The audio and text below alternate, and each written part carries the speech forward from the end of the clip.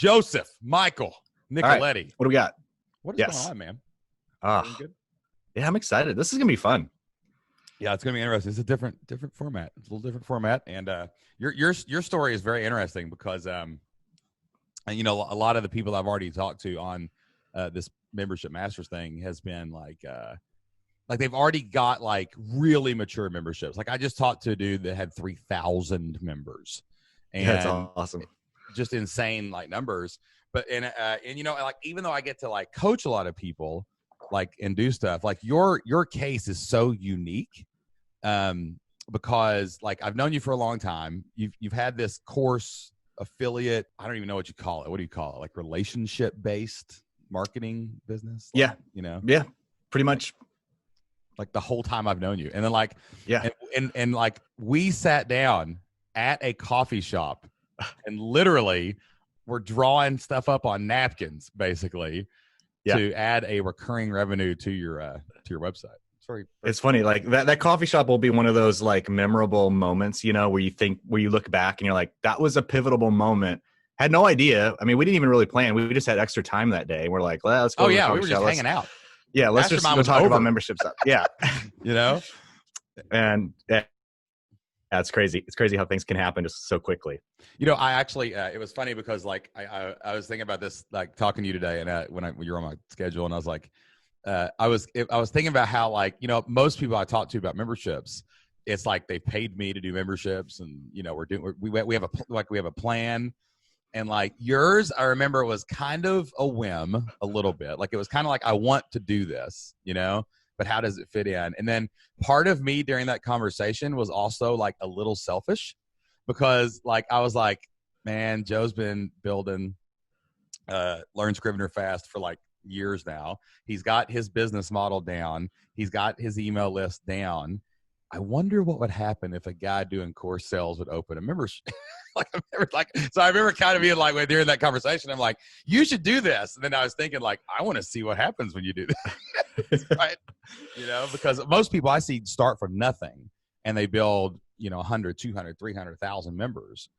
But like you had this existing audience that you had been like building for like freaking years, man. And like, not just an audience of course sales, like a loyal audience based on course sales. You know what I mean?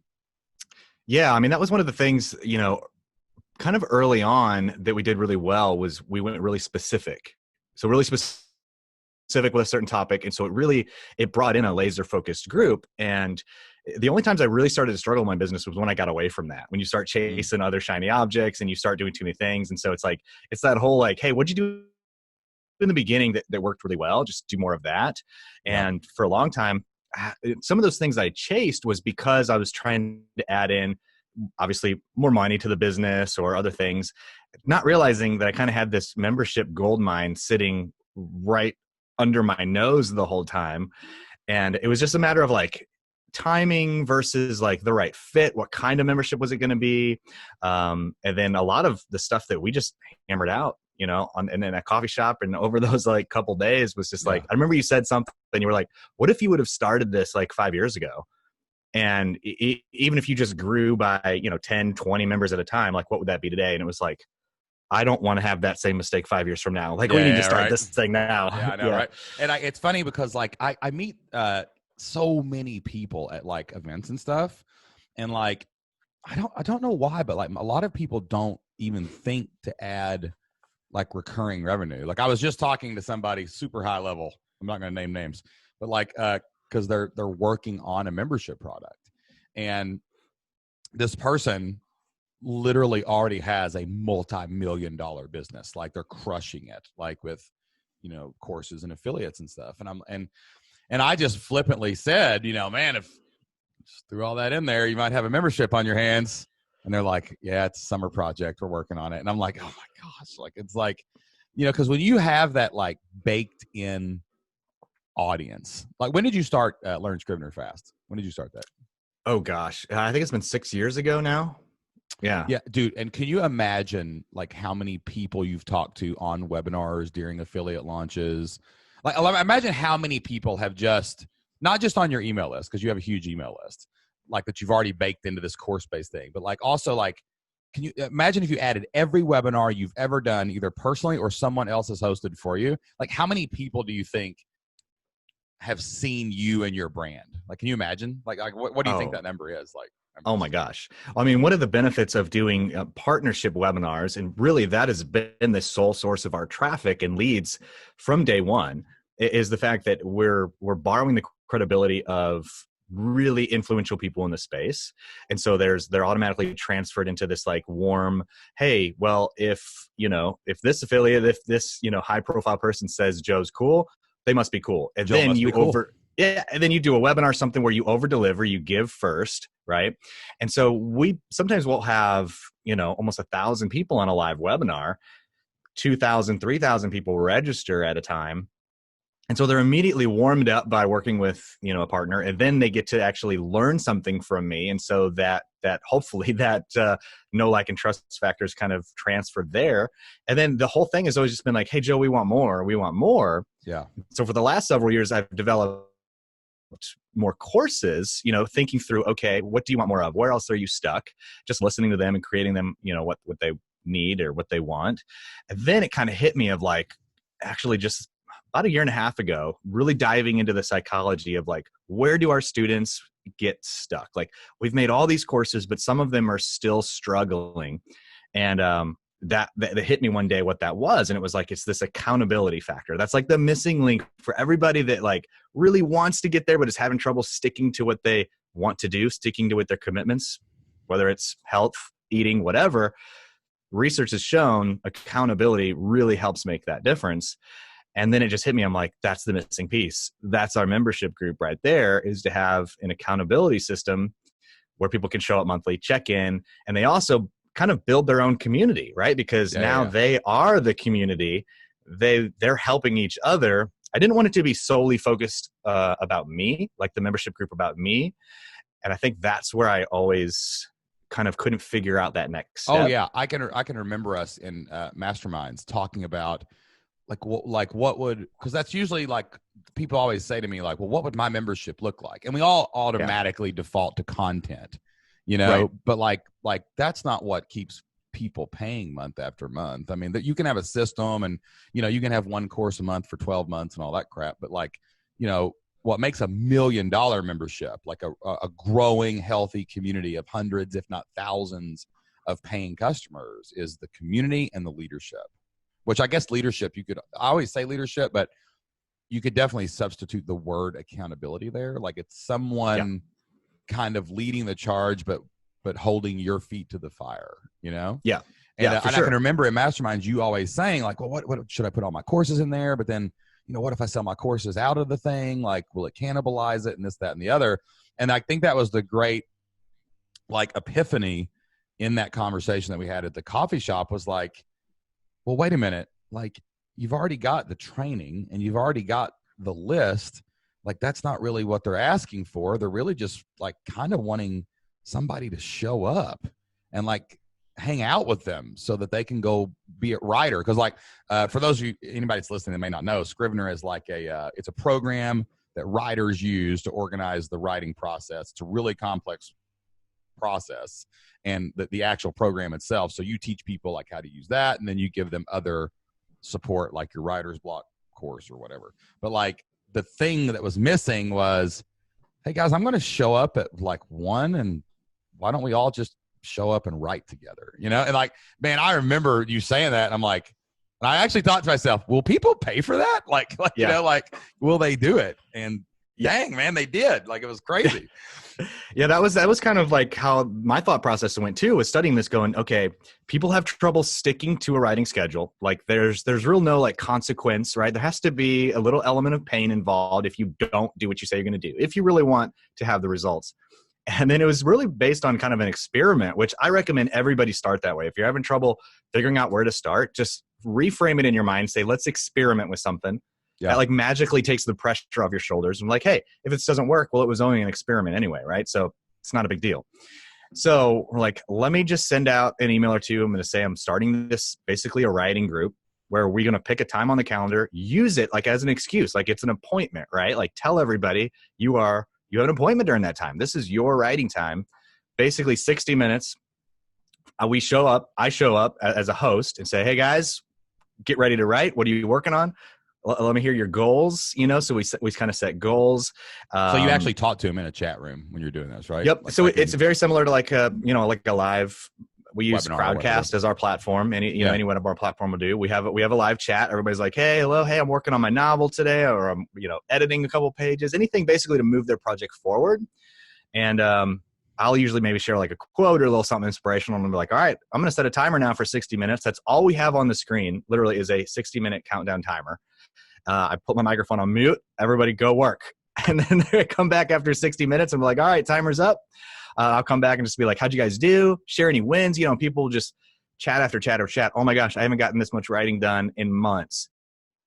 Oh, this really works. Just knowing everybody else was here writing made me feel like I needed to be here writing. And I wouldn't have showed up because I'm not in the mood, but here I am. And like so many amazing, like just testimonials right from the chat. And then each week it just builds, right? Like the momentum's there. People start getting used to seeing the same names. And basically all we did is just, we made time for them. Right. Yes. To like show up and you do the work. Showed up for them, which is like the leadership thing. And like, I think, don't you have an assistant that sometimes does it too? Like you don't do all the sessions or. Yeah. So we started out like our experiment mode was just like, hey, I'm going to show up once a week. Come join me. Cause I need the accountability too. Right. Like I've always framed it as like, I'm in this with you. Like let's try this. Let's see if this helps us push our projects forward. And I want to do it. And so I just showed up, did it too. And then people are like, I need more times. Like this doesn't work for me, or I want this multiple times a week. So we started adding in more time slots. Right now we have 6 different time slots per week, 3 different days per week. We try to look at the world, calendar system and time zones. The Australians try to fit as many need to be here at 9 p.m. The New Yorkers need to be here at whatever. Yeah. Yeah. Like we have some people literally like staying up super late or waking up super early to get in these sessions now. And so we did hire 2 other hosts that host the live sessions as well. And then I do one. But there was a million excuses why this wouldn't work when I first started. It was like, nobody's going to show up and pay money to just show up and like, write. Oh, I remember saying that out loud. Like, and I'm sitting here helping, we're drawing this and we're thinking about it and we're jacked up on caffeine and we had been talking about business for 2 days and we're just sitting there and literally at the end of this whole trip. And I remember going, dang, man, I wonder if people would pay for that, because it really was just like an appointment. And you talked about earlier, like, I think this is why memberships are so powerful. I think this is why memberships actually get people better results than courses, is because it's the old Russell Brunson adage: people who pay attention, right? And like when you and even if what's the cost of the thing right now? What is that? So it's super low right now. It's $27 a month. So very similar to like my gym membership, which is even cheaper than that. And I just kind of keep it month after month because I'm like, I'm using it to make sure I'm accountable to go, right? Even if I don't have to go every day. Yeah. You don't have to go every day, but you want it just painful enough. And we explain this to the members. It's just painful enough that if you don't use this, you're going to kick yourself, right? And that's what we want. Because you're going to feel like, oh, well, I just flushed that $27 down the toilet, so I better show up and use this. So it's just enough pain motivation to like show up. The pleasure motivation is built in when they're super shocked with like, I actually got this much writing done. I wrote 12 pages. And one of the copy phrases, and we say that we're like, if all this did was help you get more words on a page, push your project further every single month, wouldn't that be worth $27? Yeah. And it's just really knowing how to talk and find your pain points and be like, what do you got to lose? And it's really geared towards those that are like, they're frustrated already. They know they're not living up to their commitments, right? And so we speak to that, we amplify that pain, and we're like, you've got to do something, your legacy's at stake here, and give it a shot. What do you got to lose? It's $27 a month, cancel anytime. And so far, well, Shane, because we kind of chat about this all the time, we're kind of looking to see like, well, how long are people going to stay? And so far, this thing's only been super active for about the last year. And we've got some folks that have stayed, 8 months. They're staying 6 months because they're actually producing and it's working for them.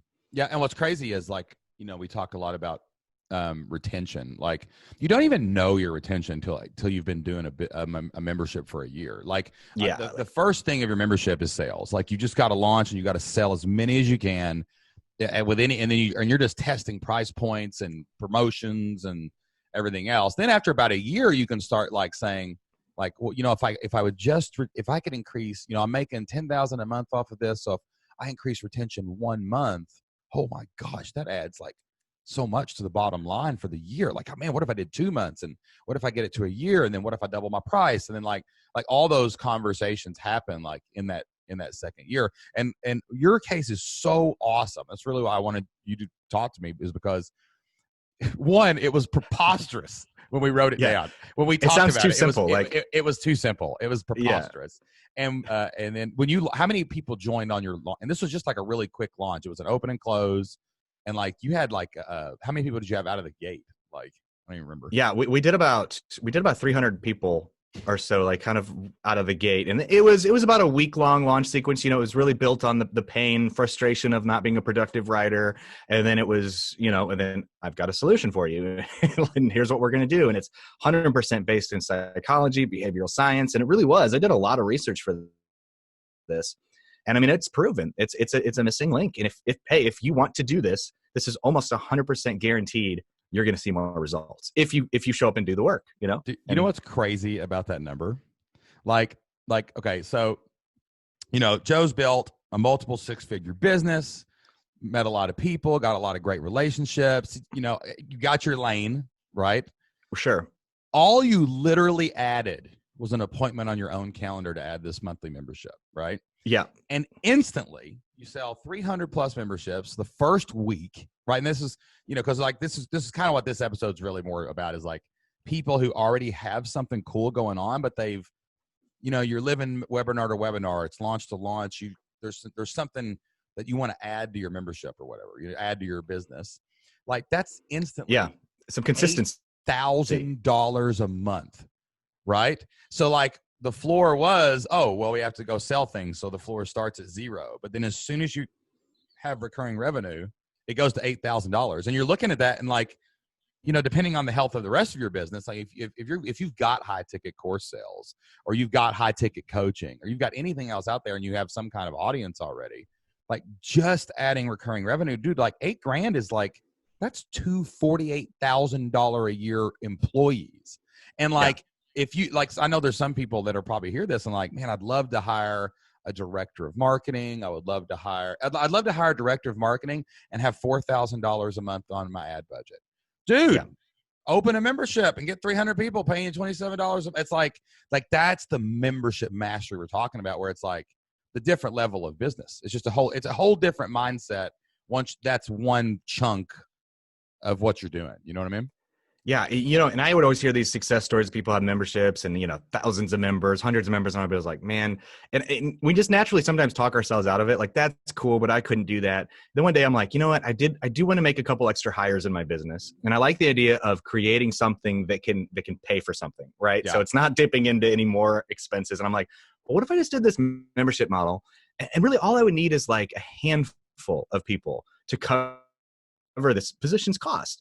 And so at first we do that and I'm like, oh, okay, this many people are able to pay for that. And then you get that, it's like a drug, right? You're like, well, what if we got more members? What if Jocelyn always laughs at me because whenever I want to buy something that's expensive, like I'll be like, hey, I want to do this. It's like $10,000. And she'll be like, okay, how many members is that? Yeah. Like, all right. She's like, so the second you sell X more members, you get to go do that thing. You know what I mean? Because it's like kind of our check and balance of not becoming unfrugal. You know what I mean? Yeah.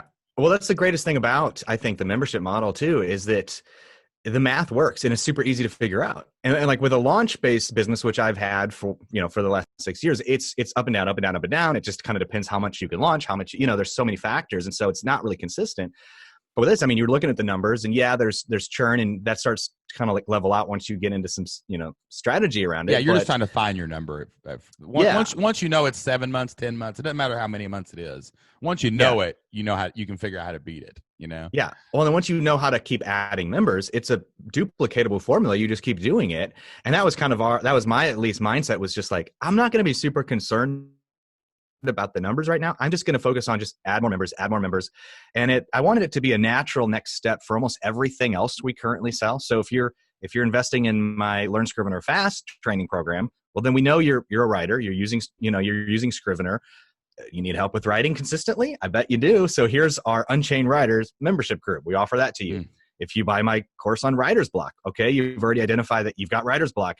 Well, here's another thing have some accountability. This will help you. So almost everything we sell, we can also offer them this, which is just a perfect fit. And it's just like the next step.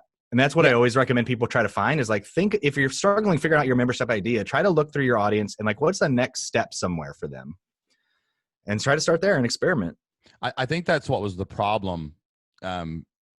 Just seeing like your other offers that you created, like after, so Learn Scrivener Fast takes off. How did that happen first? Like, how did you take off with that? Well, again, that started out, I wasn't even, it wasn't something I had even remotely on my radar. It's not like I came out and go like, I want to make a course on Scrivener and that's going to be the thing. Like I was trying a bunch of other things.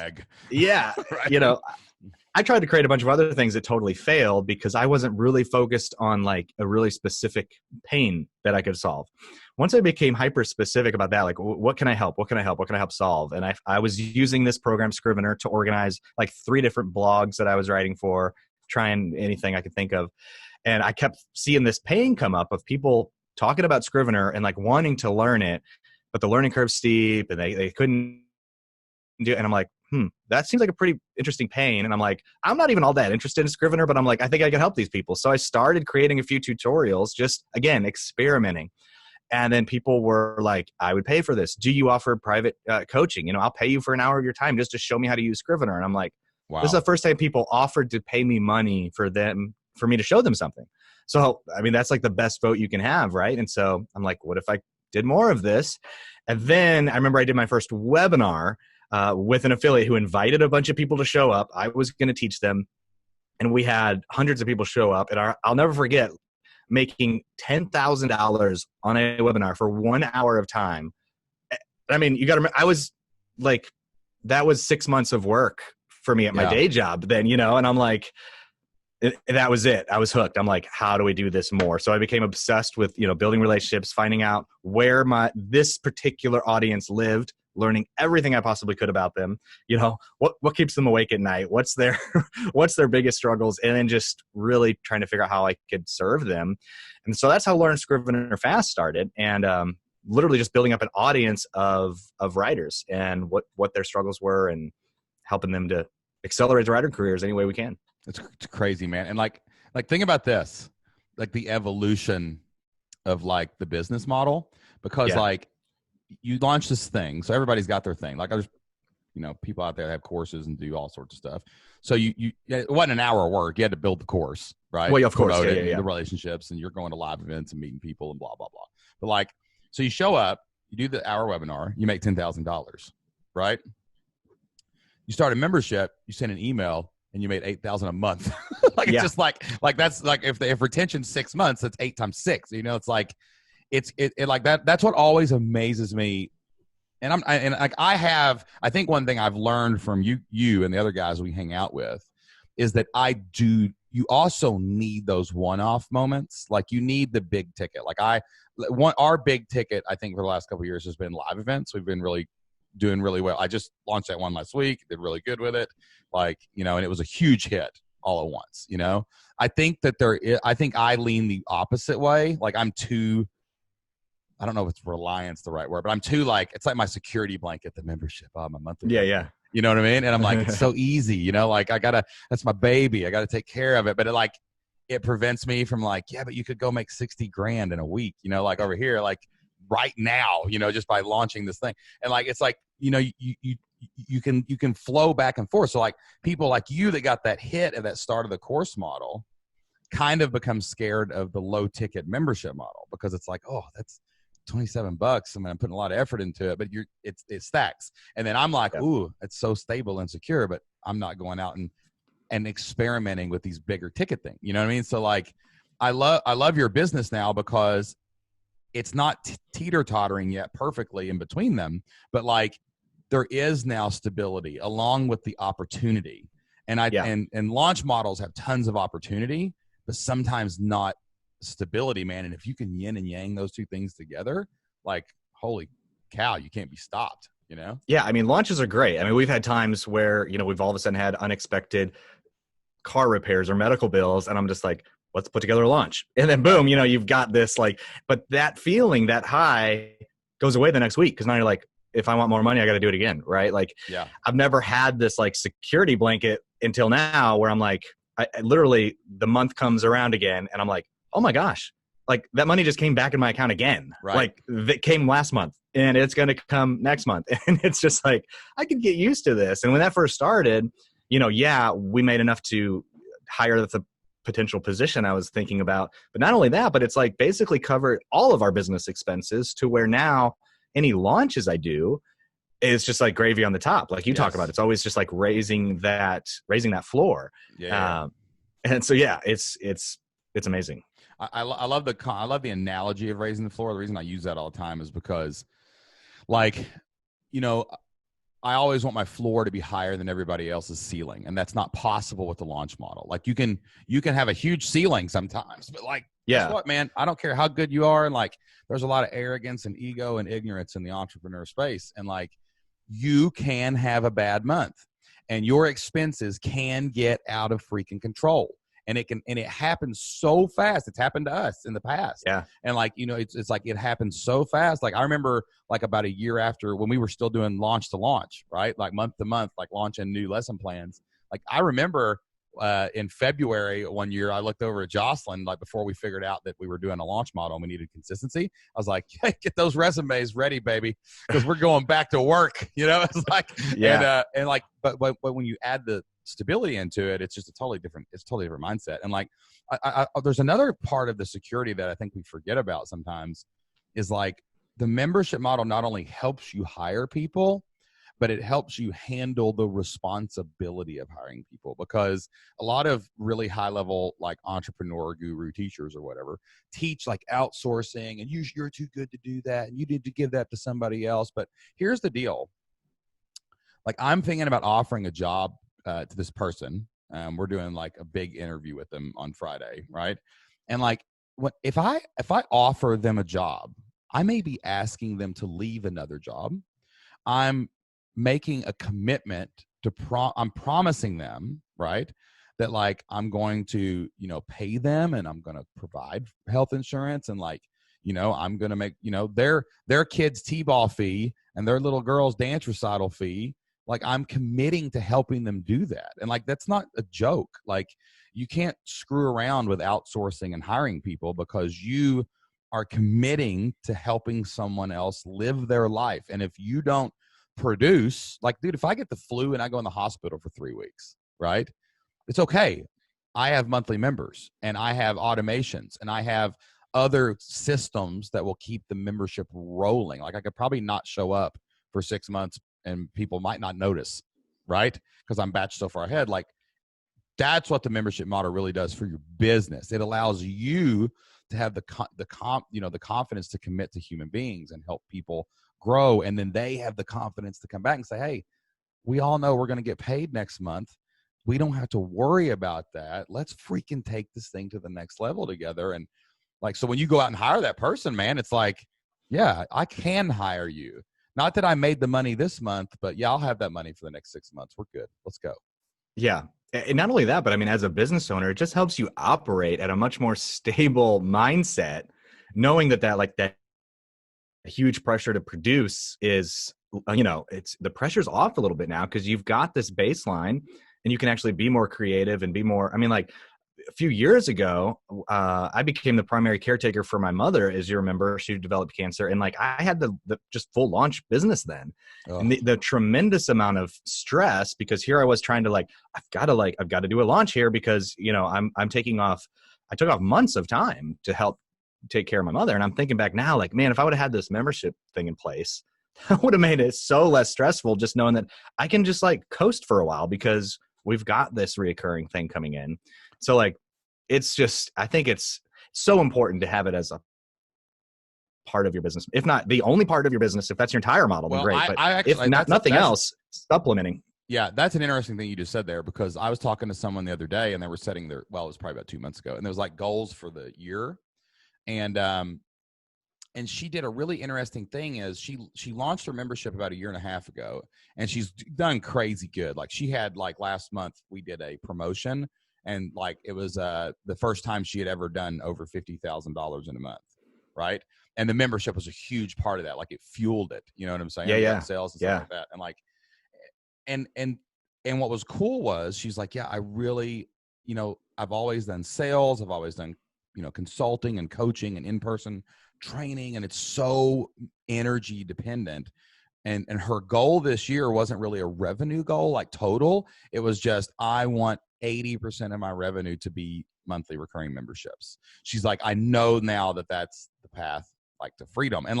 And I see that happen a lot, because I have had other people like you that have came through and said, man, I'm making like, 250 grand, 500 grand. Like, I'm killing it, man. But like, God, it's hard. I'm just doing a webinar every other week. And like, man, I can't stop running ads. And sometimes I'm spending 20 grand to make 25 grand on ads. And like, then they put this membership model in, and they're like, forget this. I'm just going to go find 500 people to pay me $100 a month. You know what I mean? Like that's what they do. And they go out and they create that stability. And like, all of a sudden, but it's hard to make that switch. Like, when you're a high level business owner, because like you said earlier, what works. I know this works. And like, what if, and like, it's hard to, when you're already doing, lots of money that most people can't even imagine, switching to even adding something can be like really super scary, Well, that was just it for me. Like, for me, I always viewed it as, oh my gosh, it's going to be so much work. This is going to be a whole nother project. I'm going to have to add this whole other complex element. And then when we realized, and I think we even talked about this, like, I have the ability to make things more complex than they need to. And it kept talking like, well, what else should I add to this thing? Like, okay, there's the writing times, and then I need to add all this content, and I need to add a weekly this and a weekly that, and I have to have interviews. And it just kept coming back to like, no, let's just keep it simple. Like, the element is, like, the main product is showing up, the accountability, the community. There's no need to complicate it. And once I realized that, like, and that's working, like, so start small, because you can always build, right? But you don't want to start taking things away later, because then that feels weird. Well, I did these 10 things, but this sucks. So I'm gonna take now we're not doing out. those anymore. I'm out. Later, guys. So keep paying me, but you're getting 80% of the bargain. Yeah, you don't want to come out of the gate doing like, a weekly thing and this, all these things, and then all of a sudden you stop doing those anymore. And so I love, like, that is just what I'm so stoked about, is like, it doesn't have to be complicated. It didn't take a whole lot to put together, honestly.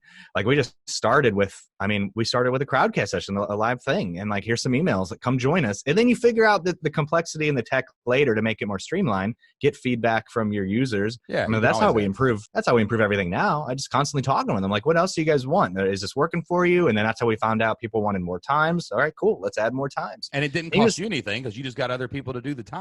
Right. So, and I thought, okay, who do I have, close by or on my team who already gets it, who wants to do this, who can help, and it's been actually, I feel guilty saying this, it's been one of the easiest things we've ever put together, and one of the most profitable. The what's interesting about like the Flip Your Life community, which is our main membership site, is like, when we started with a course, right? And we had already been doing memberships, like, in the education space, right? But like, we started with a course, and it was what we called high ticket at the time. It was like $500. You know what I mean? But like, we sold that. Yeah. And like, when we wanted to do a membership, it was kind of like, okay, how do we get 1,000 people to pay us $97 a month instead of selling the course like this? And we went back and forth, and like, dude, I outlined the most preposterous amount of courses. Like, it was like everything you could ever know about everything, like, I mean, it was ridiculous. And like, I remember specifically starting to scratch stuff off, and I scratched things off based on what changed. So like, we used to have a lead page course. I'm like, they're going to update that software every 6 weeks. You know what I mean? Like, I can't do that. And then like, all this other stuff. And what I was left was, the core of the evergreen content I had. And like, I was like, okay, that's all kind of made already. What do I do next? And we went back and forth, and I'm like, man, let's just show up and talk to them twice a month. And dude, I'm telling you, I added an hour and a half twice a month to my life, right? And exponential growth. And like, what's funny is, dude, we'll have 200 people on a member call, and like, 10 of them will ask a question. It's not like everybody, they're just there to be together and hear and learn. And like that's the element that I think people really miss with the membership model, is you think you're going to be doing all this stuff. And like the forums, I've talked about this on another episode of this podcast. Like, the day I left my forums alone is the day the forums exploded in conversation, because Shane wasn't there. Everyone wasn't always waiting for me. I was the log jam, and like, I was leading too much. You know what I'm saying? Yeah. I was being like a micromanager of the community. Man, when I stepped back, leaders emerged, community members emerged, and people, like, I noticed that I was logging in too. Like, after a couple, I started like slowly like I'm going to take a day out of the forums. I'm going to take a week out of the forums. And I noticed conversations started having, like, were getting answered before I could even get to them. And I was like, man, there's no conversations to reply to. They're all done. They're talking to each other. And like, that's what we gave them, was we gave them each other. And then we showed up those couple times a month, man. But like, I mean, you can literally manage the whole community with a community manager and 2 member calls. And it's like 5 hours a month of your life to scale forever. I mean, I don't even know how far you can build the thing, you know? Yeah, for sure. I would definitely recommend putting constraints on yourself, especially if you're the creator, you're the business owner. You know, one of the courses we have is teaching people how to create their own courses because it was asked for so much. And one of the things that always happens with every creator, I call it scope creep. Like it just keeps creeping up. You feel like, well, I need to add more and I need to add more. And especially if I'm going to charge this. So I always tell people, like, give yourself 2 weeks. And whatever you can finish in 2 weeks, launch with that. And people are like, what? I can't do that. Like, I've got all this stuff I want to add in. And you're like, exactly. But 2 weeks allows you to be brutally honest with, like, no, really, just what's the bare minimum that they need? Like, it just helps you cut. Yeah. And it's like, that's sort of what we did with our membership. In fact, I just created a webinar, like, what was it, 2 weeks ago? I didn't have the content ready. I gave myself a week to do it because I knew that if I just gave myself unlimited time to do it, I just keep adding or tinkering with it. And it was like, somehow, it's amazing how that happens. It gets done and it just forces you to trim so much fat, so much stuff that you don't need with, you know, and you just launch with that. And then you can always add stuff later, but you'll never get it out the door. You'll never launch the thing. So I always recommend, like, if you've got the idea for a membership site, you haven't started it yet, put a date on the calendar, say we're launching, do it in 2 weeks if you can. And somehow this constraints gives you like a clarity and a little bit of pressure and adrenaline because, like, okay, you're up against a deadline. You're going to force yourself to do this. And you become super creative with launching with way less than you think. Yeah. Like you said, you get out of your own way sometimes. And you launched yourself with a 60-minute timer. That was your whole product launch. I mean, it wasn't even, it was like literally like, hey guys, turn the hourglass over. I mean, it's what it was. I mean, it was like, it was insane. And I remember the launch day, you're just like, well, there's 300 people now. There's, you know, and you just kept like, it just kept climbing. And it was like, it was just insane. I think that like too, like there's always plateaus in 6-figure earners. I think there's a plateau when you get to 100 grand, it kind of freaks you out. You know what I mean? Like I'm talking annually. Let's not even talk monthly. Then you get to like 250 and you're like, geez, man, that's like an actual significant part of like $1 million, right? And then I think that 500,000 and probably $1 million, I think 750 you can kind of get, once you get there, it kind of blows by. But like I think there's I think 6-figure earners, like once you're getting up in the 250 plus, you know, like especially as a course sale or a coaching or a consulting kind of thing, I feel like those are plateaus I just always see people hit, like in masterminds and freaking everything, right? People really want to overlook the membership model as a way to literally like 2x your business. Like, I mean, like this thing is just, it's basically been like kind of an experiment for a year and it's already generating enough revenue to be its own 6-figure thing by itself. And then like it gives you a way to like, you've got a place to pour the gasoline on the fire that stacks, that doesn't go away, and you're not reinventing the wheel. So if you've already got like, you know, like courses, like there's no reason like you shouldn't add like some form of membership, even if it's just access. Like you could, anyone listening that has a 6-figure business or more, like a legit one. I'm not talking about, hey, I spent 100 and made 100. I'm talking about like, no, you generated 500 grand and you know, you get to spend all of it the way you want, like whatever. Like those people, like if you would just say, hey, I'm going to add office hours weekly on Mondays at 12 o'clock, and I'm going to charge $50 a month. And you send that out to your list that's already producing multiple 6 figures. You could add $10,000 a month, like to your revenue right now, and go hire 2 people that could probably help, or go hire or go spend all 10 grand on ads. And you'll probably triple the membership the next month. You know what I mean? Like, I don't understand the resistance from 6-figure You could totally do it. This. Well, it's like we talk ourselves out of it. Again, we think it has to be more complex. You could literally start and say, like you said, I'm going to be hosting and Ask Me Anything once a week. This is going to be the membership. You're going to have inside access to me. We show up. Let's just say you had one specific thing that you knew you could teach and help them with. And that's just all you talk about. And then you ask them, when you're talking with them, you find out a common theme. Hey, what else do you guys want help with? And like, they literally pay you to help create the next thing. Yeah, it's easy. Yeah, like just be flexible. That's the you'll most find powerful it in there. benefit of Q&As is that you get to know what people want. Yeah. You know? I mean, at every turn, find ways to ask people questions, dig deeper. If they give a response, then ask them another question, a follow-up question. Well, why is that? And then another question. Well, why is that? I have this technique I call the 4 deep technique to basically uncovering very specific pain points, because most people don't start with their real most specific. But if you keep asking why, you go 4 levels deep, you'll find some gold in there. And that's usually the stuff people are skipping over, but it actually acts like a super magnet and attracts you to them when they see your marketing material, when they see your headline or your subject line. They're like, oh my gosh, that's me. How did he know that? It's, because you went a little more deep, you went specific. But we talk ourselves out of it. We think it has to be too complex, and it's this weird mental hurdle. You just do it. Like, I feel like there was that time when we were working in the coffee shop, you just kept saying over and over again, dude, just do it. You need to just launch this next week. Like, just send out an email next week. And I'm like, oh, wait a minute. I remember even saying like, well, wait a minute, it's not ready yet. And you're like, just send an email next week. And I'm like, okay, I'm going to do that. I'm just going to launch it next week. I don't feel like it's ready, but who cares? Do it, see what happens. Yeah. We'll figure it out when we get to the call. Absolutely. Yeah, man. Yeah. It's so, but what's really, I love the fact, which I have this effect on people I'm around sometimes, like people are, I can feel the addiction to the membership model coming out of you now. But it's like what's the hard part about being a 6-figure earner and being a multiple 6-figure earner and not having a recurring revenue stream is there's this sliding scale. Like you don't okay, say you launch, let's say you're used to making $40,000 a month or $30,000 a month. And then you do this thing and maybe your membership is $5,000 a month, right? Well, there's this weird human thing where we look at in the past, I've done this 40 thing and that felt really good because we did 30 of it in one day and it was a high and, and the dopamine was kicking in. And then there is a discipline I've found for it's actually easier for me to help someone build $1 million membership when they start from zero, because it's not learning bad habits, but your habits are already kind of in place that created this other really cool thing that 95% of people will never get to experience. Right.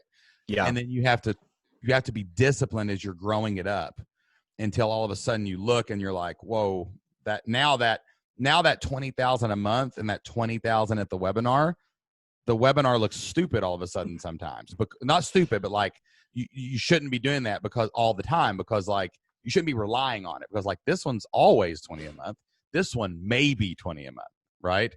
So for 6-figure earners, I think there's actually a harder barrier to becoming a membership master and going out and creating, what we call the $1 million membership, because it's just hard to let that dopamine rush go. And it's hard to understand that eventually we've got to trade the now for the future a little bit. Right. Yeah. And make that happen. And that's kind of the hard part about getting started on it.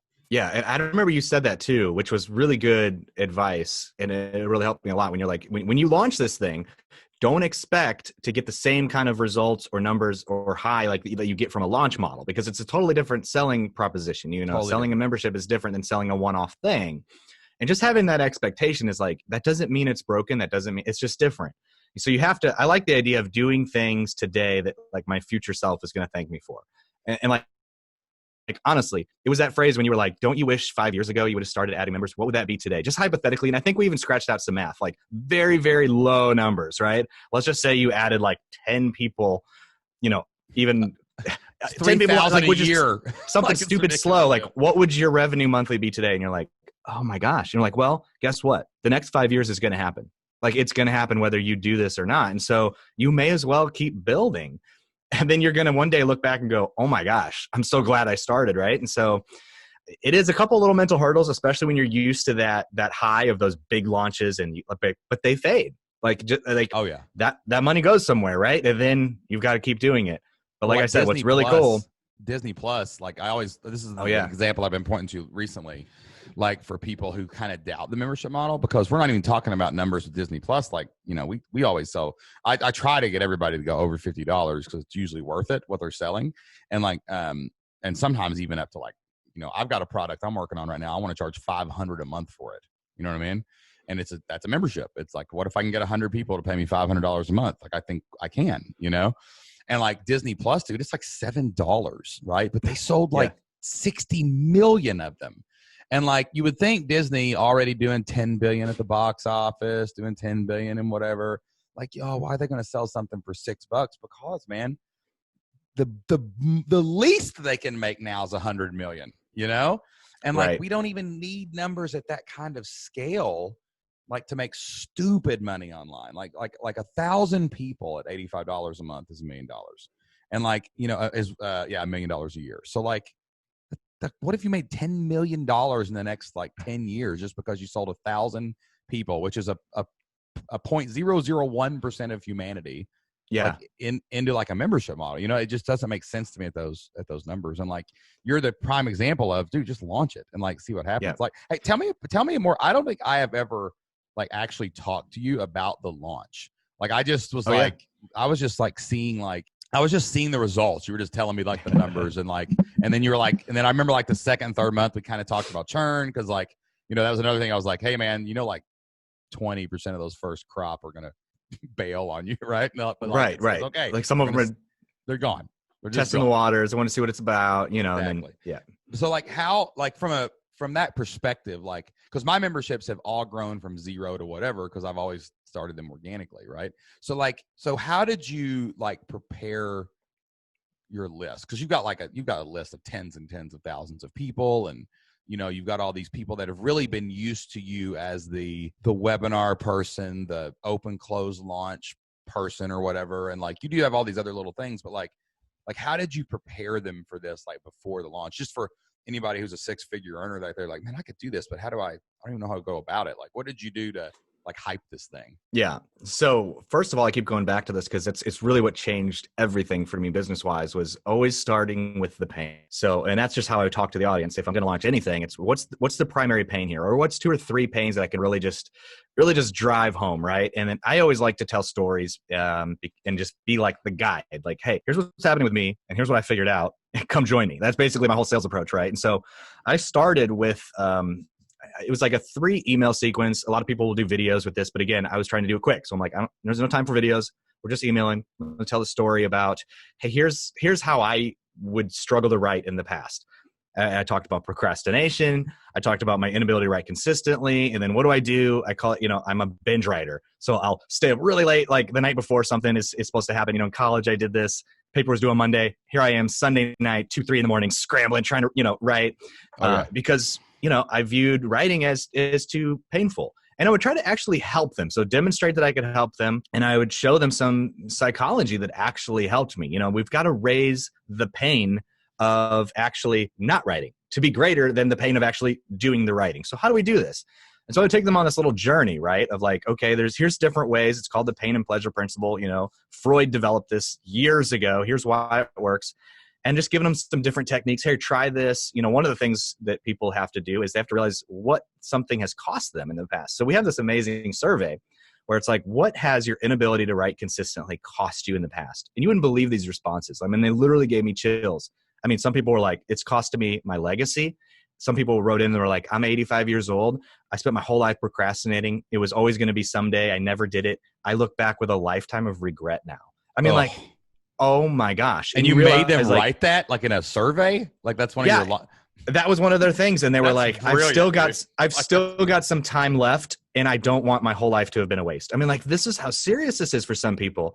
And I just survey after survey, some people, it's cost them my career. It's cost them my marriage because I'm constantly depressed because of my lack of writing. And it's affected all of my personal relationships. And so I took a lot of these responses and I put them back into the next email. I'm like, you guys, look at these, like, the stakes are too high. Like, we've got to do something about this. This is affecting our legacy. It's affecting your, because I know from years of research and knowing the audience, that's really why they'll buy something like Learn Scrivener Fast. It's not so that they can just write their book, but what does that book mean for them? It means they have something to leave behind. It means they have a legacy piece. It means they have whatever it is. It's always greater than what the surface level is, right? And so we touched on a lot of that, and I was vulnerable to share my struggles with it. Like, hey, I'm right there with you, but here's what I'm learning according to this new research, this new science. And I always try to figure out an angle to make it something like, hey, it's not your fault.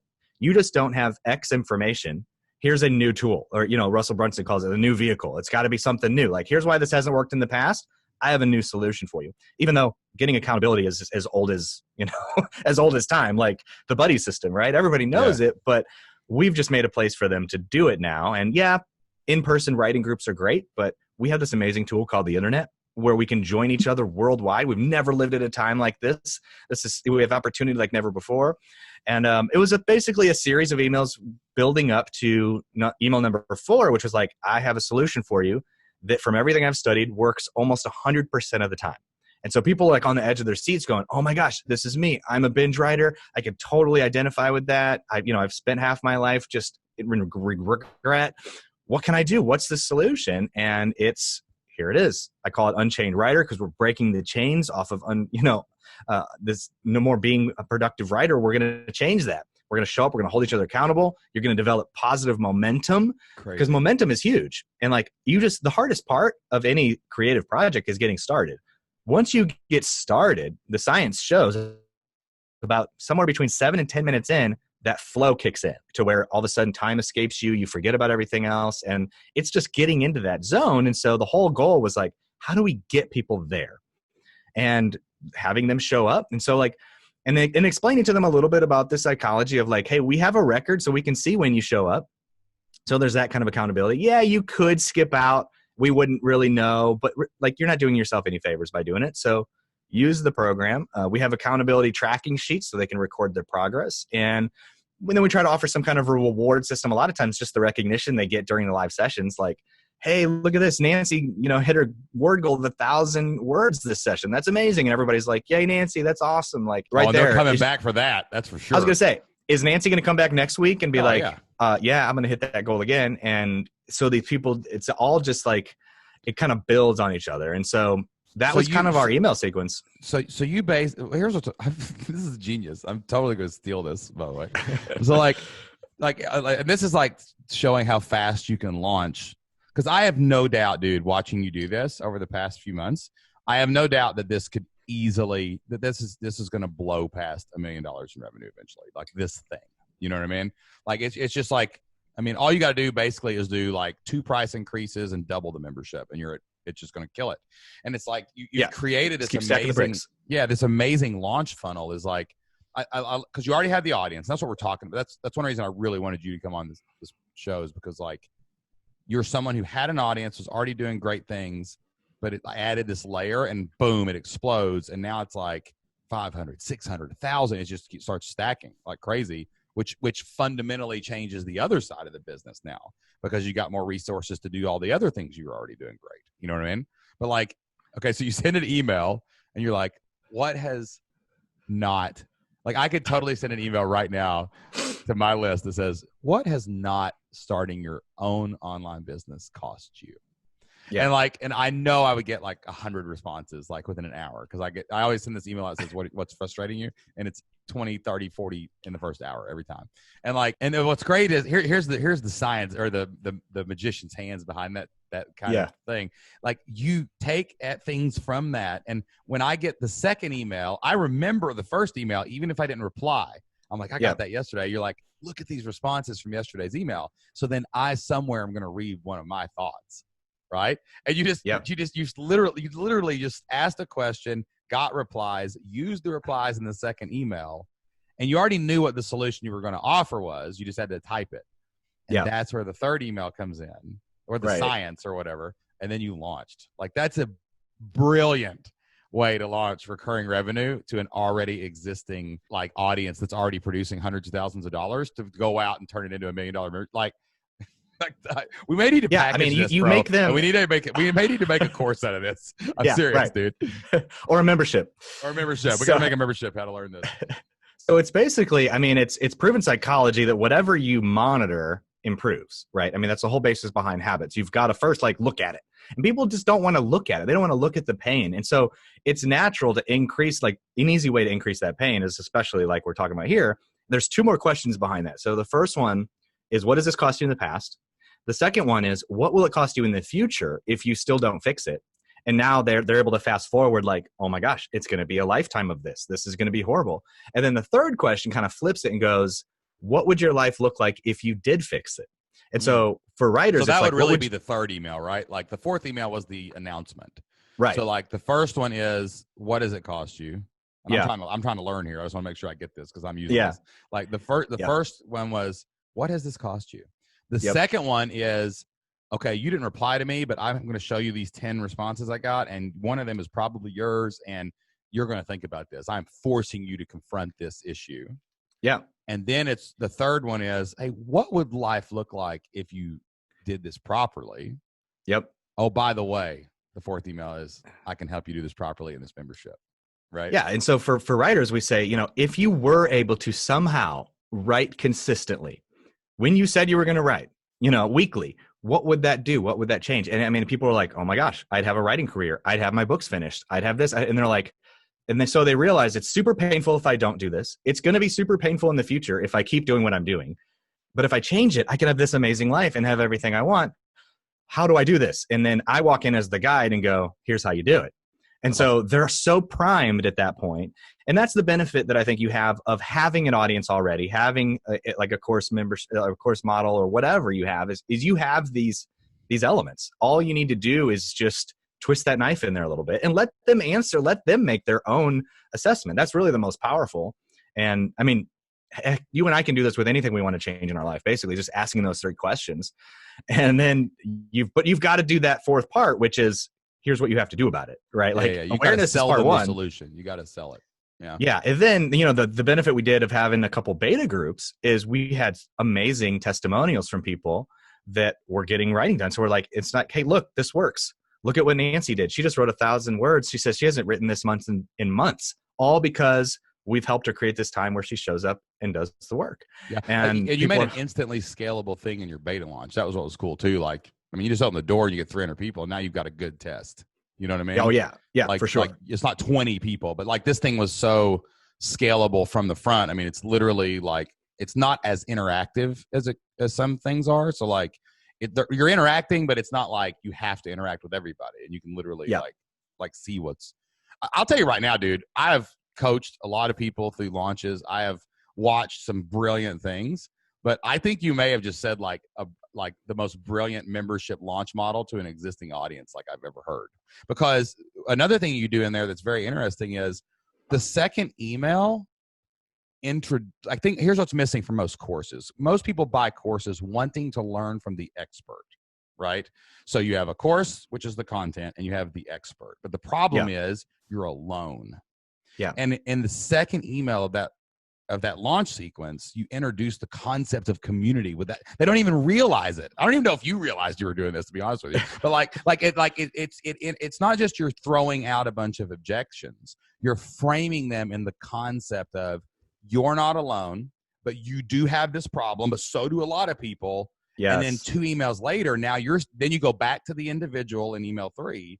And then like in the 4th email, it brings back that community of, hey, we might as well all fix this together. Absolutely. Yeah. And so the first email is me. It is me saying, hey, I'm your guide. I have this problem. Can anybody else relate with me? And then people are like, and I asked them to respond. Have you ever felt like this? And they respond back, yeah, you're not alone, Joe. I feel like this. And then that's where that survey question comes in. And you're like, hey, look, I just realized I'm not the only one. There's hundreds of people that feel like me. And it's like, we've got to fix this together, guys.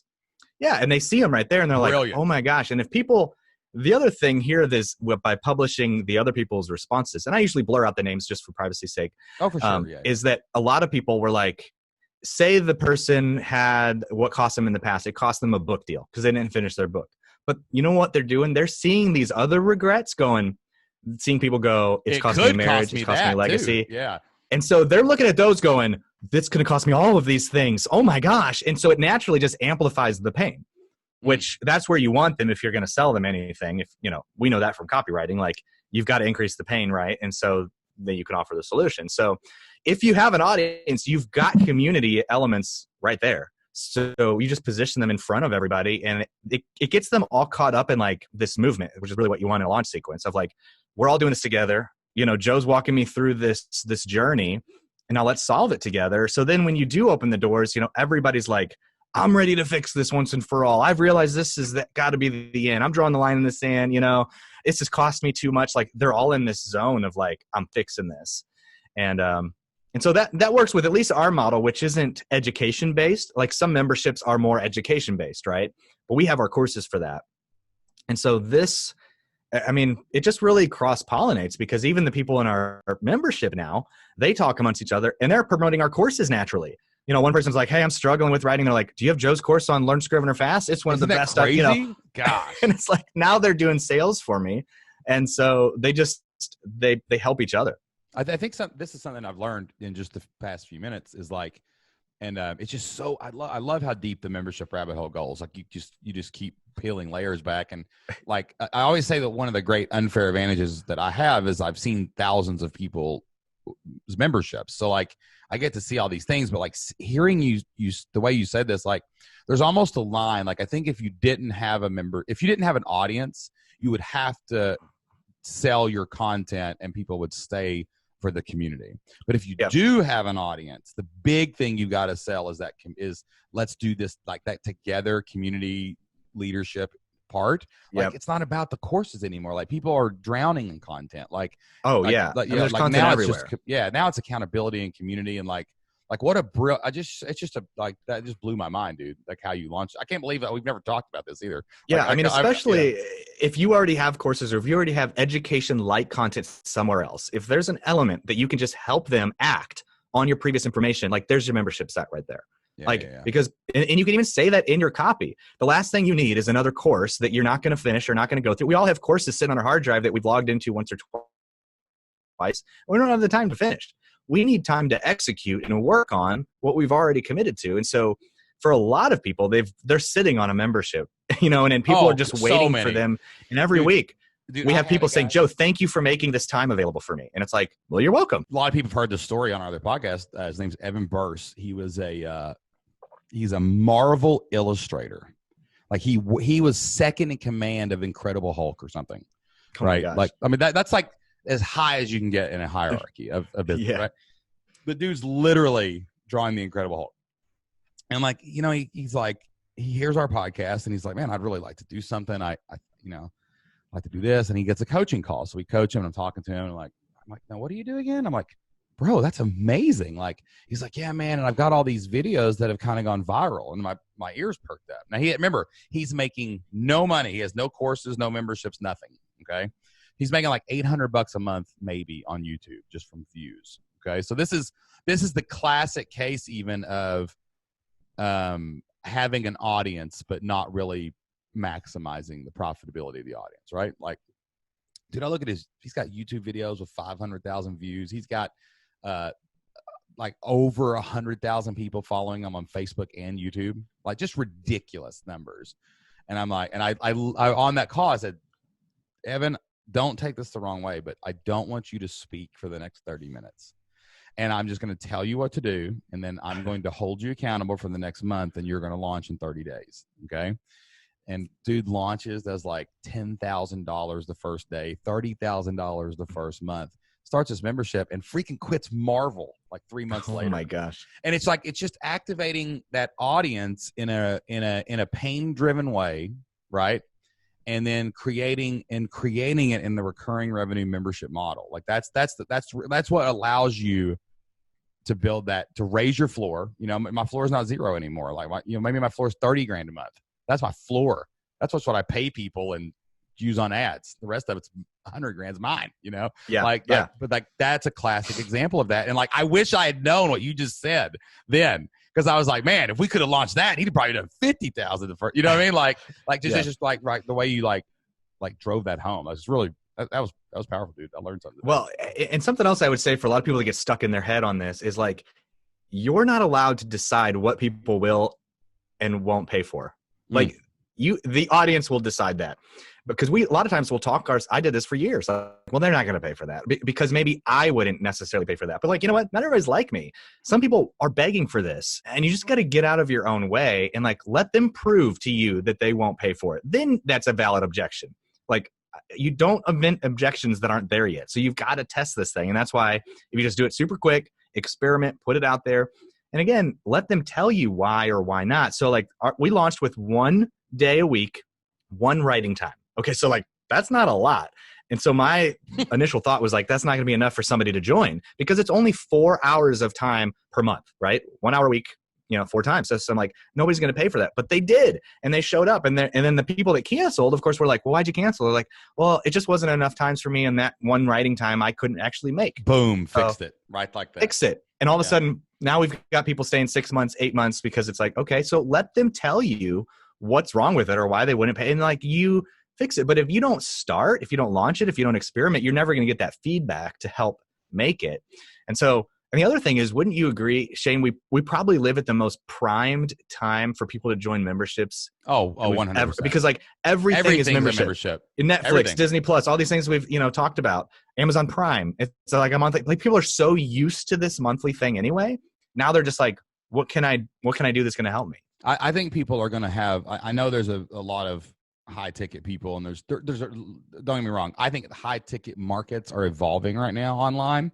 We're seeing the emergence of the book a call funnels, and we're seeing the emergence of, like people, and also too, like the fringes are being thrown away of people charging too much, and the value that's coming from high ticket offers is so much better than it used to be. I think that part of the online internet marketing space is evolving, right? Yeah. But man, if you want to reach a goal really fast, you can do it with memberships. I mean, whether it's to build like $1 million membership, dude, is only $85 a month, 1,000 people. Like, I can sell 1,000 memberships. Like, you can do it. Like, it might take you a year and a half to do it. Like, one girl that joined our community, her name's Jennifer. I'm actually going to have her on this show because she's a rock. Like, you talk about learning about how to do your membership. Like, I learn from her every day just watching her work, but like she was a third-party market course sale, which is even worse than webinars, because now you don't control the algorithm, right? Oh, man. Like, at least you controlled your relationships, and you could host a webinar with Michael Hyatt or something, whatever. Right. You know what I mean? But like she like literally was at the mercy of an algorithm that she had no clue to control. So like she needed stability, and she put 300 people in her first year in work in the Flip Your Life community. She grew a membership to 300 people, right? At like $39 a month. So it took a year to get there, but then she zoomed to 1,200 in like the next year. So it's like, it's crazy, like the scale that happens once you activate an existing audience. And now she started the membership as a way to supplement her she had a 6-figure third-party marketplace business. So, but she's like, I just want a supplement, a little security. And and she came to our live event the second year, and I got to sit and talk to her, and I'm like, I want to challenge you to not care about your other business and really go all in. You have something special happening here with your membership. Like, I'm telling you, you need to make and now she doesn't even care about the other part of the business. The third party thing is not even, it's theirs. I mean, I'm going to take the money always, you know what I mean? But she's like they could shut that website down tomorrow and it would not affect her life, because she doesn't have to even think about it anymore, So hey, let me ask you this. Like, so, and this is something else we've not really talked about. Like after, so the membership stays. I do remember like having some conversations the first 3 or 4 months. I remember the first month renewals, and it was like, God, these people quit, right? Yeah, that's the thing. I do remember you talking about adding the times and figuring out how to market it. I actually remember in that coffee conversation we had, I remember us writing a bunch of stuff down. I don't remember if it was on paper or a napkin or what it was, but I remember us throwing it away and rewriting it, because we were like, that's too complicated. I can't launch that in a week. You know what I mean? And you wrote down like the simple stuff and you did that. But like, and we've talked a little bit how everything evolved, but like what have you done anything else to extend retention or like stop churn, or like what's your game plan going forward? Because like I think your next step is, man, we got to get this thing to like 2,000 members, something crazy, because your list is big enough to do that, Yeah. And like that would be game changing. Like if you could double your price to get it up in near $50 range at least, and then all of a sudden then triple the people that are in the thing, man, that's like big time. So like how are you? Growth is a different issue, but like retention and churn and like lifetime value. Like I know you're pumping people back and forth from courses to the membership and trying to increase lifetime value that way. But what about like pure retention, pure stop churn, like other than adding extra times? What have you done anything for that, or what are your plans to do? Yeah. So we're always learning and experimenting and trying to find really what are the small hinges that swing the big doors. Right. And so the first hinge we found was the writing times. Like that was key. That's like number one. And so in the future, I'd love to have it to where we have writing times every day of the week. So no matter where you are, you can jump on, get your writing session in, because a lot of people, we have 6 different times a week. Some of them are joining all 6 of them. I mean, they're producing like mad. And so it becomes kind of addictive. And they're like, I know that I'll get so much more done when I go to these times. And we allow people to go back and watch the replays, which some do. I love the community aspect. Some people will just start joining up by themselves. Like, hey, I'm going to go do the replay at 4:00. Anybody else want to come join me? Wait a minute, and the chat box still works. Did you just say that people are coming to replays of the 60-minute timer? Isn't that crazy? That just shows you how much what? Like how the psychology, how powerful that is. Like, they just need any little excuse to like make themselves show up. So anything you can just like push them over the edge. And what's funny is there's a book called The Four Tendencies. I remember I was talking to you about this. It just talks about the 4 different personality types of people. There's like upholders, obligers, I forget, like rebels, something else. But like there's the majority of people on planet Earth are in the category that they need accountability in order to do X, Y, or Z. Now, like my wife, she's one of these ultra productive people that like doesn't need accountability. Will go to the gym every day. Nobody's got to, show up for her. And she'll be like, why do people need, like, why can't they just write when they say they're going to write? And it's like, most people just cannot do that. And so like, it does help to really know your audience, because you can talk to them super specifically. But like, yeah, even in a replay, as silly as it sounds, nobody's even there live. And some of them will just fire it up and like, but they are in the chat room together live. So we do. Yeah. We found out the chat's really powerful. Yep. And we do have a Facebook group to where they can chat on their own time as well. We found people don't really utilize that as much as just like the live chat box. They love showing up, seeing the people there. It's just enough to where it's not a distraction, because like the whole goal of our site anyway is still action, like producing, right? And so we don't want to get in the distraction of like too much chit chat where they're not producing now. And so that was the big hinge, was the times, the chat box. The other thing that we're trying to tweak a little bit is figuring out how to like have a reward system. So after 3 months, they get some swag, like an Unchained Writer coffee mug or an extra handwritten thank you note, something that shows like, hey, we appreciate you. We want them to feel like you're a part of something, which they're starting to feel like naturally. So we're experimenting actually in the next couple of months with gifting some things, mailing out some different physical items that they can get in the mail, that like, a t-shirt or a whatever. And you can, and a cool thing is like, all you have to like, if people are paying 27, was that what it was, or 37, 27? So, yeah, dude, if hundreds of people are paying you $27 a month, I guarantee you this is probably like, and another thing too, like a price increase could lock in all those people forever. But like you could go to 49, spend $9 on gifting, right, to keep to increase retention, and then you're still making $13 more a month per person on every new sale. Like your revenue goes up 30%, and you've got enough money for gifting, and it's probably a no-brainer that people would still pay that. Yeah, and that is another thing that we're thinking about doing, is basically doubling the price. And now, especially now that we have so many testimonials, I mean, we could easily say, look at all these testimonials. Are you telling me that $49 a month wouldn't be worth getting these results? Like, come on. If all this did was help you finish your book, wouldn't that be worth it? Especially when you see what's at stake. And again, we repeat back to them the words they've already listed from that reply. And again, just going back to that email, like, it doesn't have to be complicated. It doesn't even have to be a survey. Just tell them to hit reply to your email. And then you'll see in your email, reply. And I literally just take a screenshot of that. Like, look at all these responses, right? That's the benefit you have when you have actually a list. Like I know people, like, it's so funny when I read, like, people say, man, it's a struggle for me to get testimonials. I can't get people to do this. I can't get people to do that. And I'm like, that's because you don't have a membership. Because if you had a membership, you could have a success forum. You could have a chat box during member calls. Dude, I am screenshotting, saving all the time. Like, I probably have 2,000 success testimonials. I've probably got a testimonial for every single module in our program. Just because, like, people will be like, hey, I finally came up with my idea and researched it. I know exactly what I'm going to do now for my online business. And they'll say that as a success story. And I'm like, snap, got you. That's another segment of the list. And then, like, someone else will be like, hey, I finally opened the doors of my membership and got my beta group. Like, snap, that course now has a testimonial. And it's like the community, like a community, like if you do your community right, it's going to start self-sustaining itself. You know what I'm saying? And like that's where you can like that's when you start really being able to replace churn. Like when people that was my initial test. I sent our test to like a beta group of a small amount of members, and I said, let me see if we can get results for these people. Number one, let's see if they'll pay, because like I said, you don't get to decide if people are going to pay or not. They'll decide. So yes, they'll pay. Are they getting results? Yes. Now all you got to do is scale it. Okay, because it's proven, right? And so now, like just this morning, it's funny you were talking about that. I just screenshotted this. I got to pull it up on the screen from today's session. We had a live writing session. This person says, I've done more since joining Unchained Writer than I have in months. Boom. Dude, Screenshot that's it. $1 million testimonial.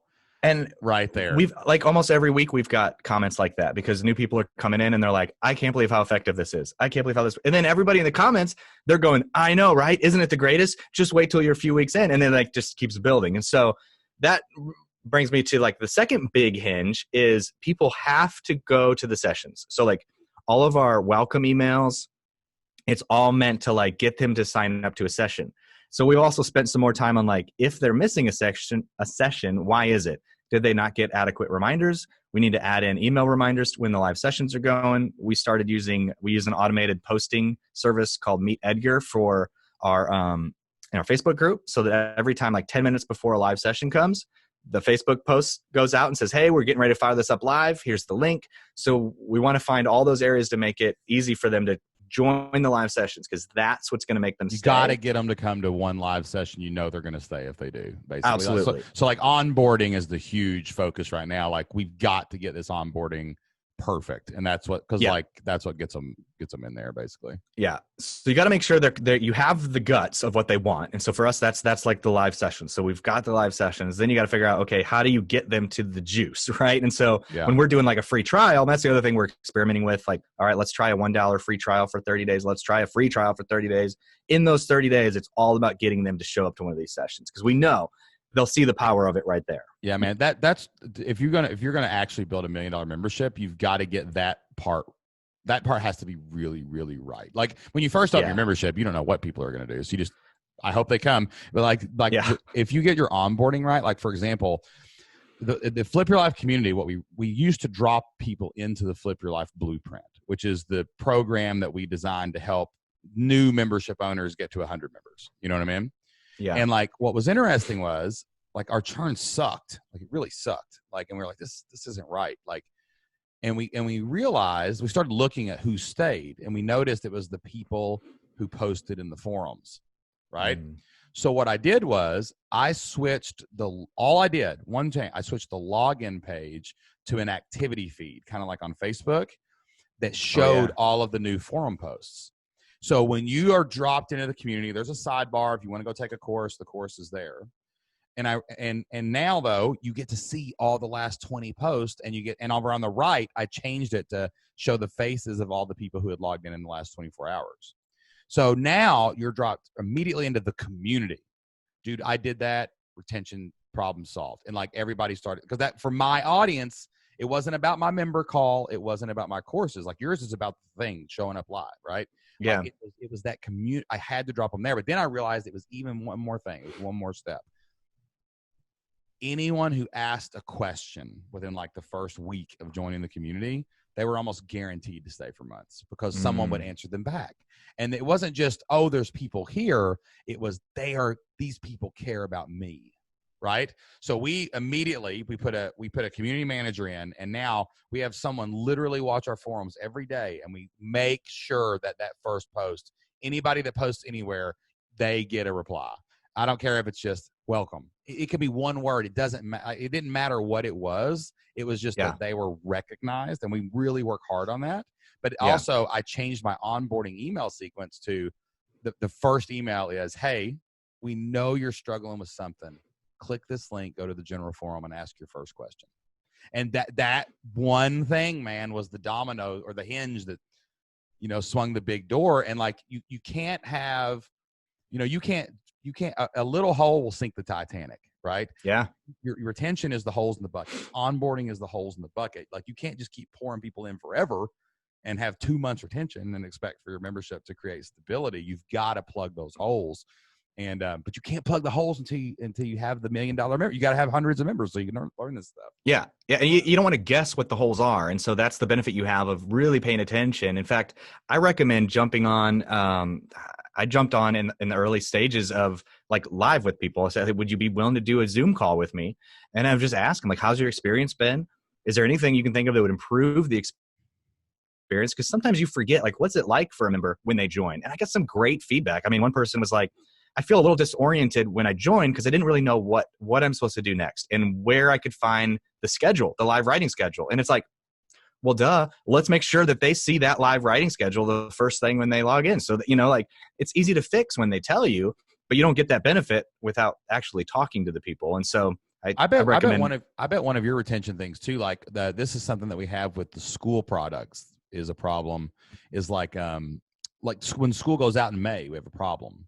You know what I'm saying? Like people quit. I mean, they're done until next year. Now they'll come back a lot of times. We can remarket them back in, but it still sucks because you have this huge drop off in revenue and all this nonsense happens.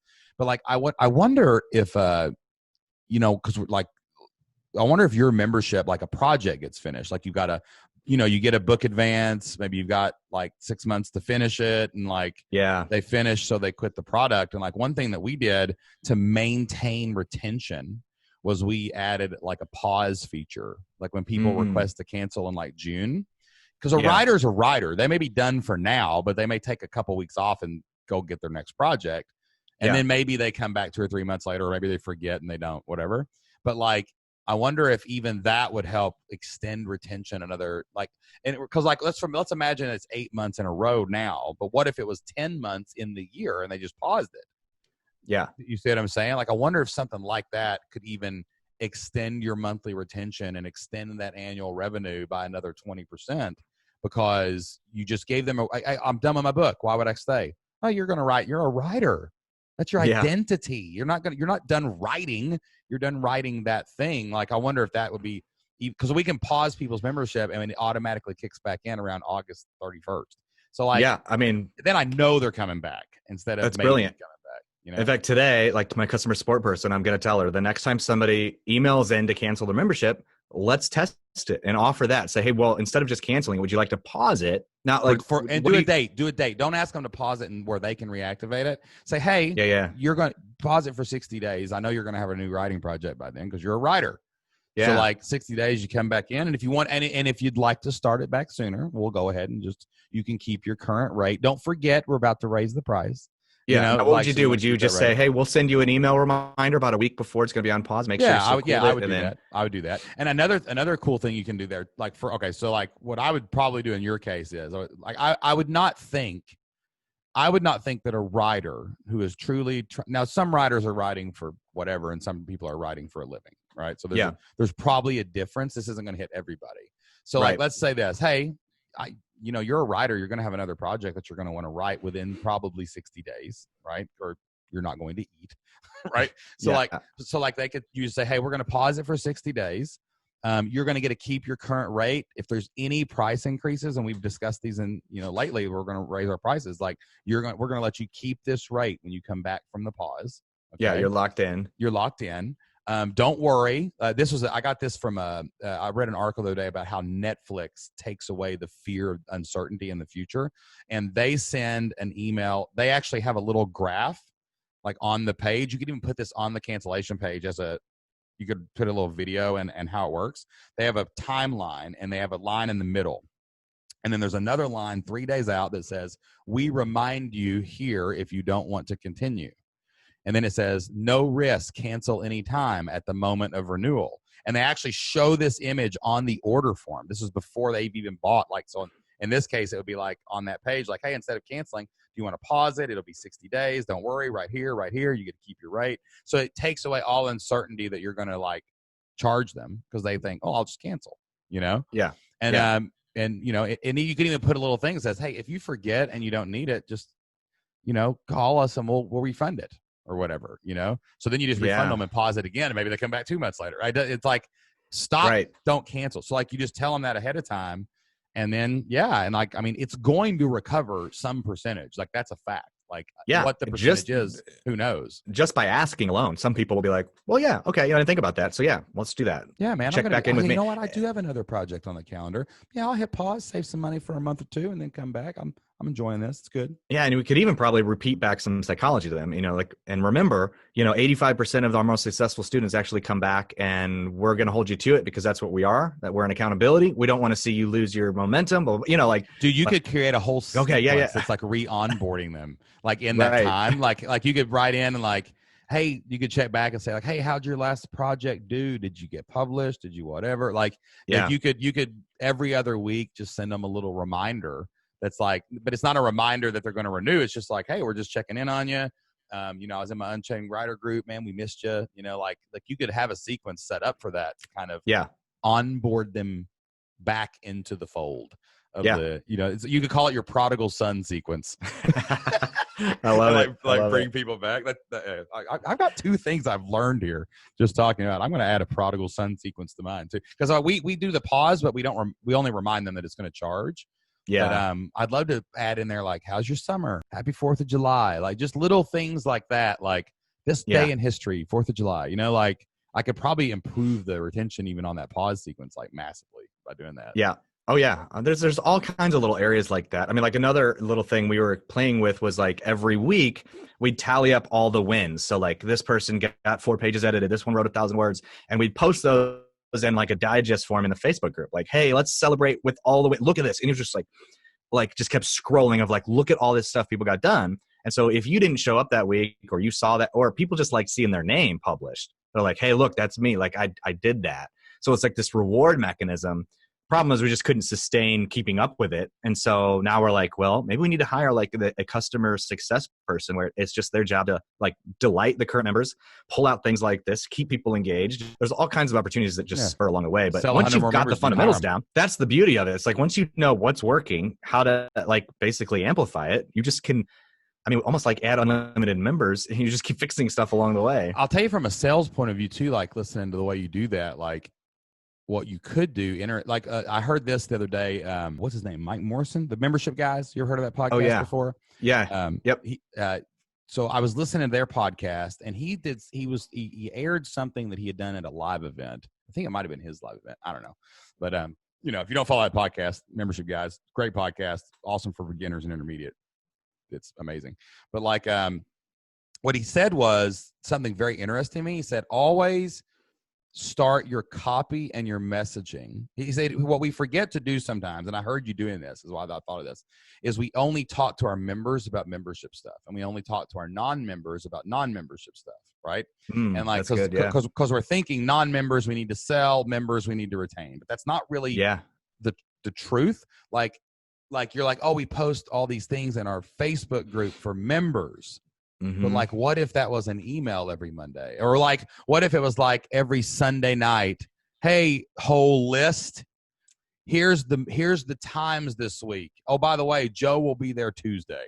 Like there's FOMO being built. There's a constant awareness of that membership I keep forgetting to join. You know what I mean? Like, yeah. Like I wonder if some of this stuff that you're talking about doing now, not only for retention, but could even be repurposed, like that you're already creating, you're already publishing this stuff, like these wins and these things like in there. I wonder if it could be repurposed in a weekly blog post or even as an email. Like it's just like the Unchained Writers newsletter. Like once a week, you just devote one day of your email calendar. Like, hey guys, Monday is Member Monday. It's sacred.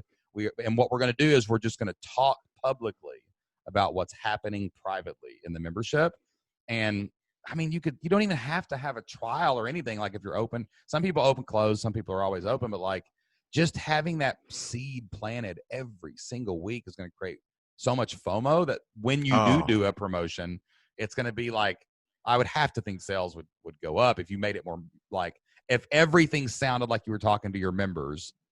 Yeah, but they weren't members. Like, man, I would have to improve things, dude. You know what I mean? That is such a good point. I'm so glad you said that, because like literally my team and I just said that last month. We're like, what if we posted those wins in our weekly newsletter that goes out to the whole list? We have a weekly newsletter called Cup of Joe.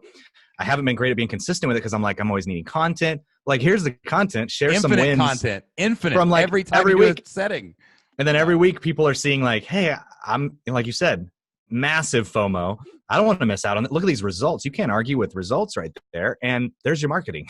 It's just constantly adding numbers every week.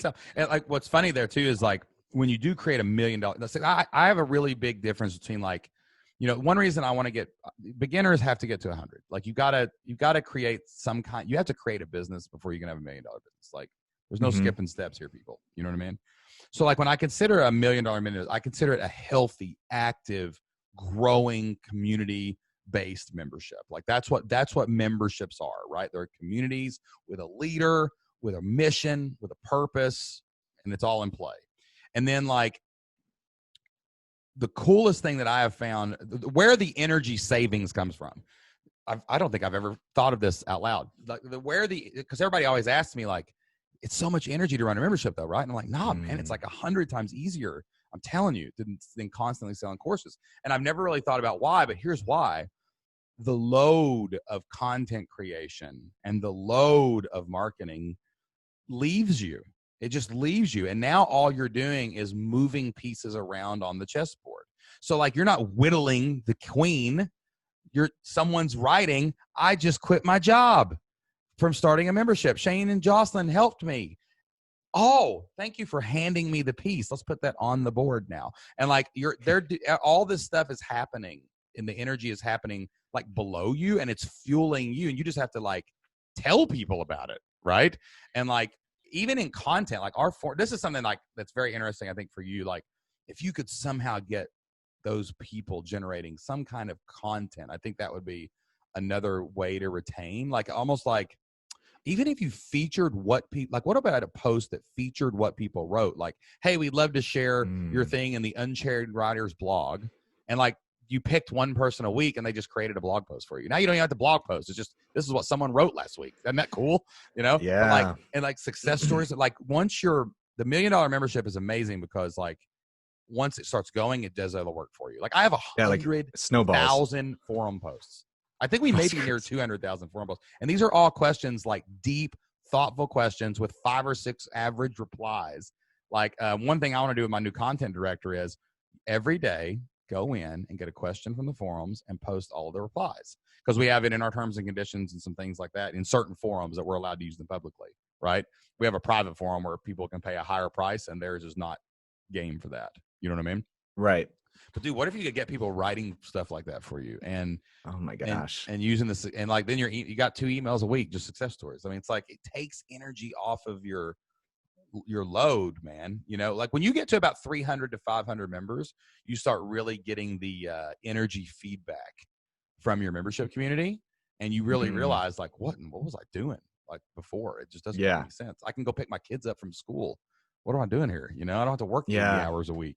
So, well, I love it so much too. From just a side benefit that I never really thought about was doing the course launch model. It's great, but you don't really get to interact and like engage with the audience that much. Yep.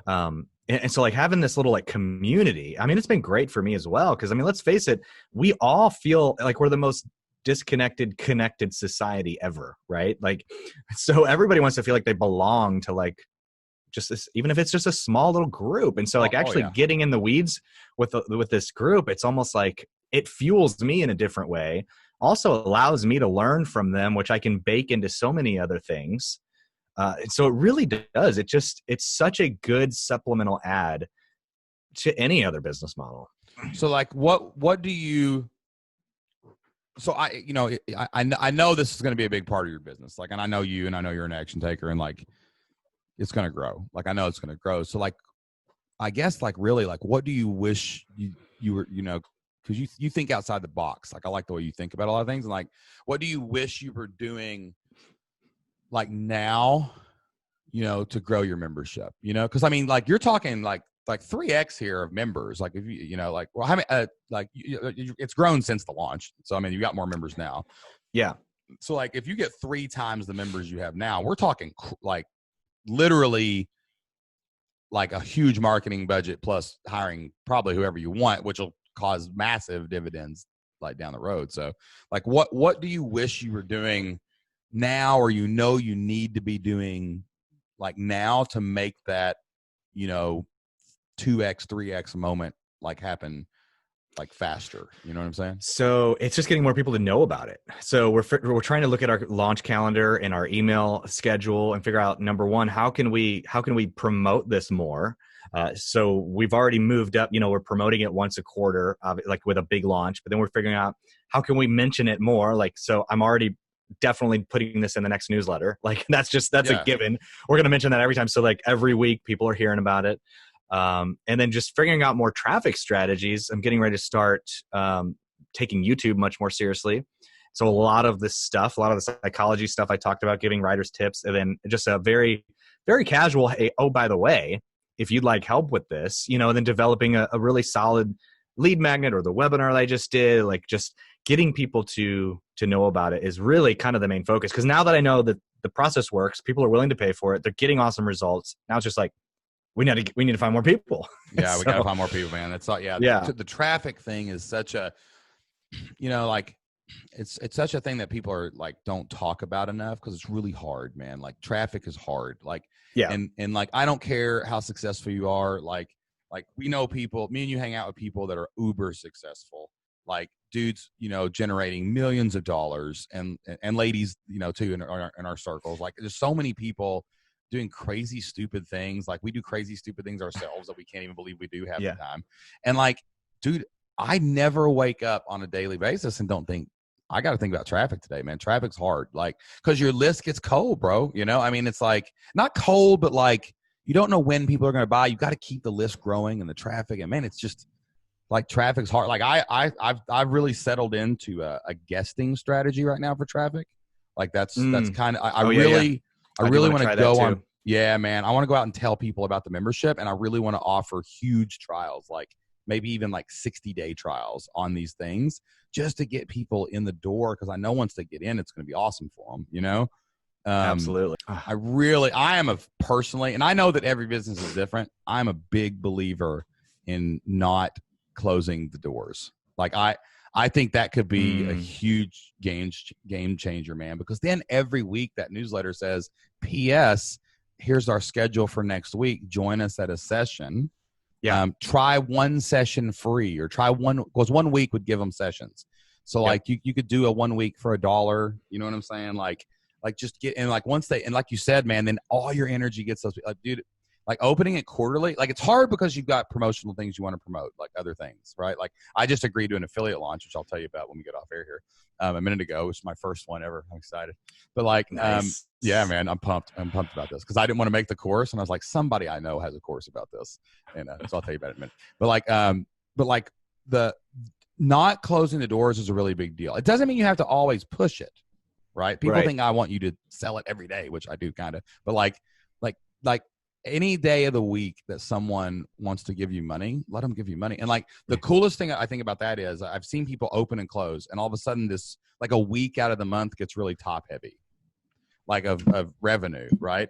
But if like, dude, I wake up every day, and before I've even logged into my email, I've already made hundreds of dollars, because I got 20 people renewing every day, or 30 people renewing every day. Like it's like when you can, that I think is next level. Like, doesn't matter about the revenue. It's like, it makes you feel good, man. That security every day of, I got paid today, or I'm taking today off because I'm sick.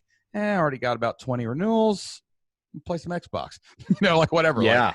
Like that security really is important. In every business, it's going to look different, but dude, I think your audience is perfect, primed for it. And like, if you could open that up, like where the sales page is the sales page, it's open. And like, you just pick something every week.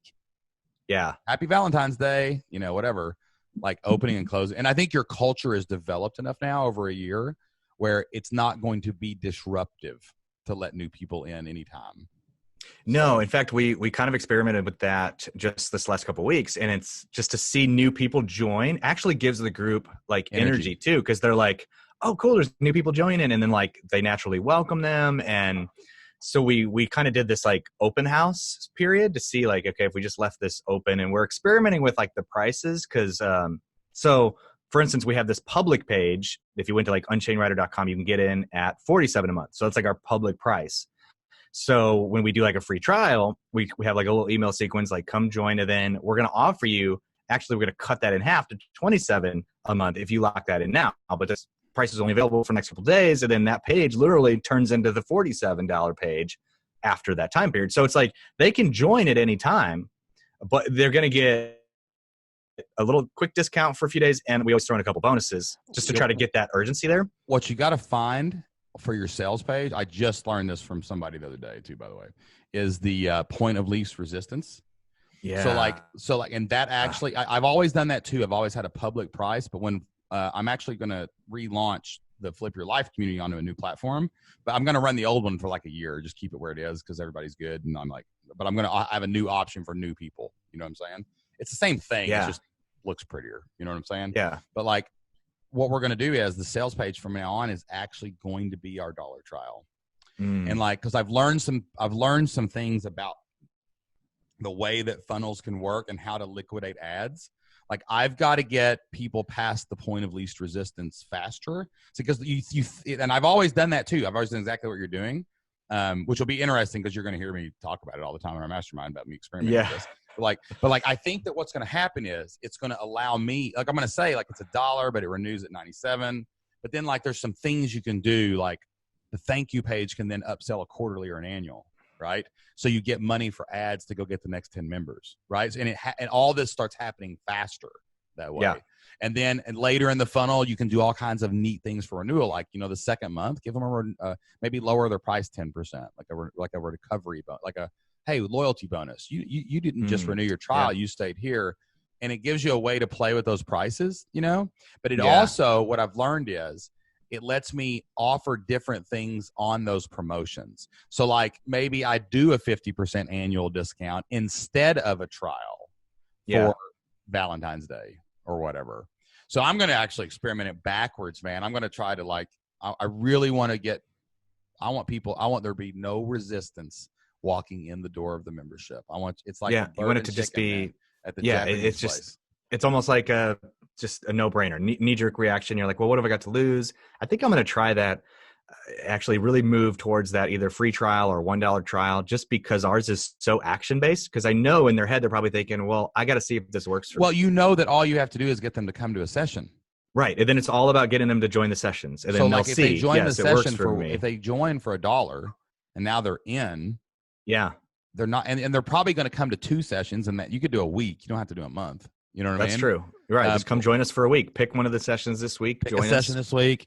Come to more than one. Come to all 6 if you want. Come to all 6 for $1. Yeah. And then it's like, now what you do is you just upload your email list, start an ad to that, and let it run for 30 days and just see how many people stick. Like that could be a good experiment. You know what I mean? That really could. Oh my God. Well, man, listen, dude, so many things. So many things, dude. We can talk about this forever. So many things.